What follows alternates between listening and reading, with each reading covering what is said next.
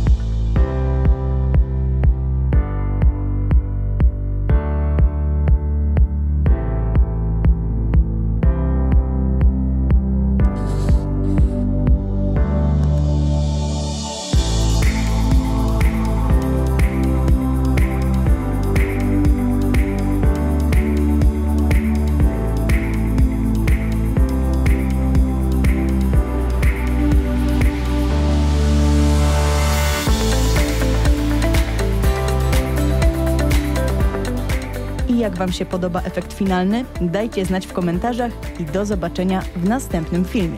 Pa!